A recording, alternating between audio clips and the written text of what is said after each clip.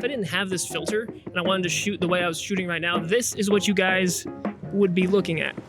This is absurd.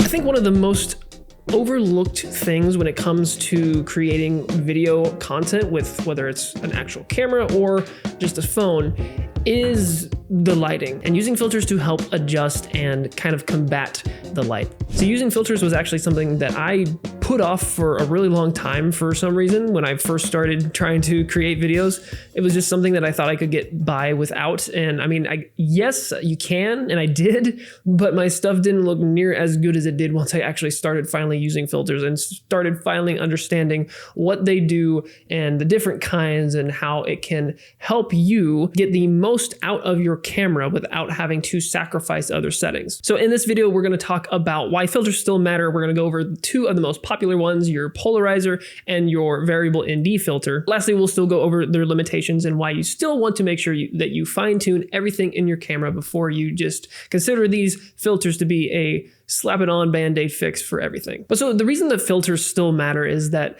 cameras are pretty much all across the board phenomenally good. Like actual cameras, phone cameras, we've got amazing stats on both categories. Even your beginner level cameras now have really good specs, especially once you jump to that intermediate level.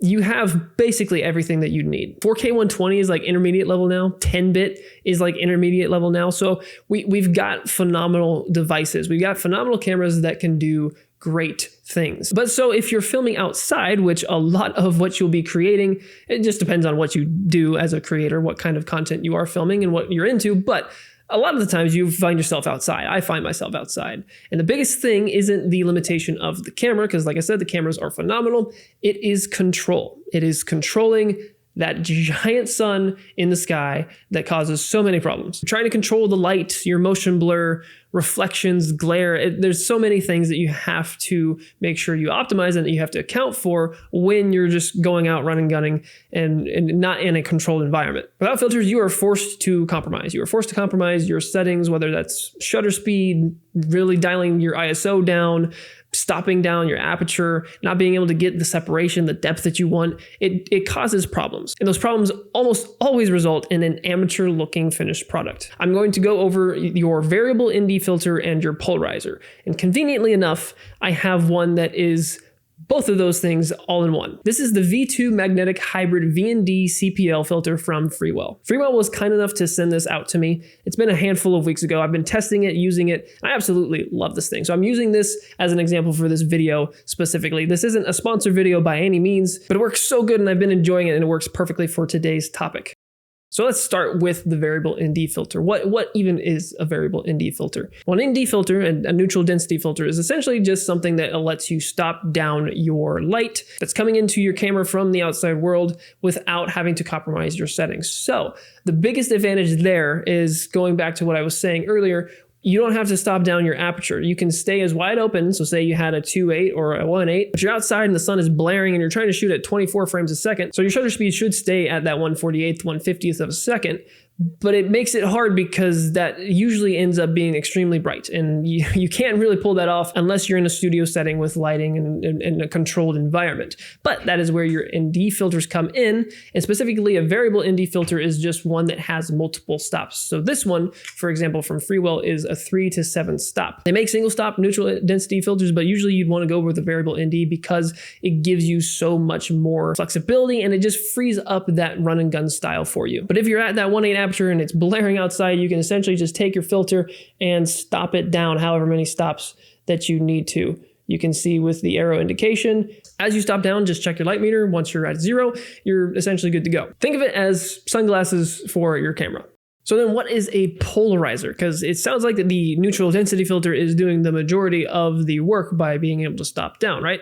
Well, the polarizer essentially lets you control reflections. And while that might sound simple, that is way bigger than it seems. Think of any surface that might have a reflection: water, wet street, screens, windows, cars, bright skies. There's an endless amount of things. So being able to control those reflections allows you to negate or just essentially position them the way that you want for whatever shot that you're trying to go for. Polarizer can also make colors look richer and skies look deeper in certain situations. So it's a really great filter to have artistically to just kind of get the extra little oomph out of your footage. Okay, so long live the GorillaPod. Even in 2026, I've got my S3 ratcheted to a rail here, and it's only on there because of the GorillaPod. Let's hope this works. The best way that I can kind of differentiate the two is your ND filter is basically just reducing how bright your image is, stopping the light down to where the polarizer is actually going to help with minimizing reflections and also help with contrast a little bit. And because of this filter, I'm still able to shoot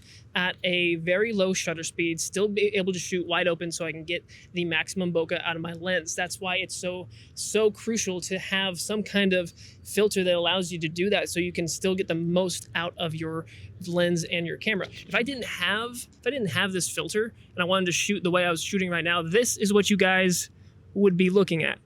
This is absurd. There's no way you could even watch this for more than a few minutes. It just does not work. So you pop that back on there and you've actually got something that you can work with. Probably picked a bad day to wear white, but it's scorching out here. So I'm gonna go find some shade. I'm gonna go find some more compositions, keep using this filter. But for now, I wanted to kind of touch base, give my general thoughts on it. I'm loving it.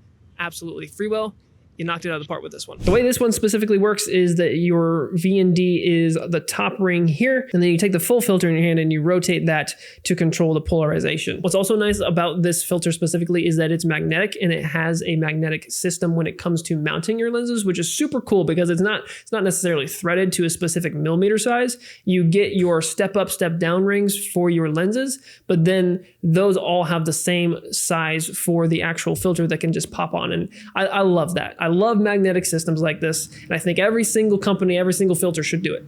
Okay, but so there are limitations when it comes to using these things. It still takes, like I said, some fine-tuning on your end.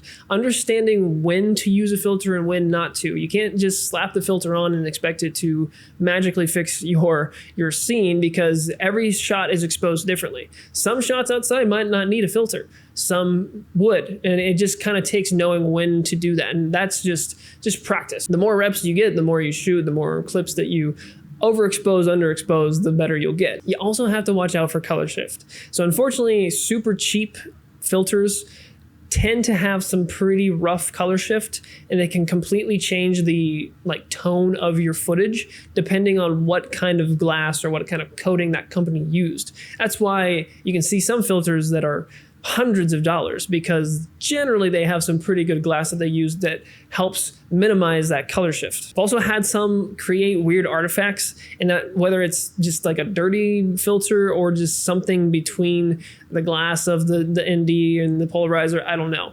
You have to watch out for that too. It's usually, again, on your cheaper stuff.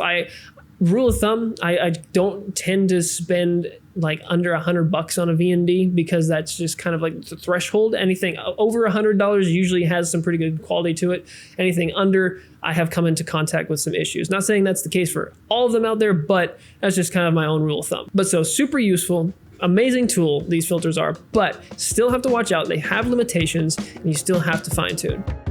So better cameras, they're everywhere, but they don't fix bad lighting. Filters do, and they help solve problems before they become editing problems. And believe me, that saves you a lot of time. I highly encourage you, if you're a video creator of any kind, get yourself a VND, get yourself a polarizer, get yourself a combo one, but do it early and start learning the ins and outs of lighting, the ins and outs of exposure early on, because I didn't. I thought I could get by without understanding it early on, and I set myself back. That I will admit. So if you can do it super early, if you can get hands-on with a filter, start using them, start creating awesome content with them, you will thank yourself later. That is it for this video, guys. Thanks so much for watching. I hope you enjoyed this video, and thank you for sticking around all the way to the very end. I appreciate you guys. If you did stick around to the very end to confuse everybody else, just comment Squidward or something. Throw that in the comment section down below and have everybody wonder why there's so many Squidwards. Appreciate you all, though, as always. But that is enough watching, enough consuming content. Get out there and create something yourself. Go get those filters,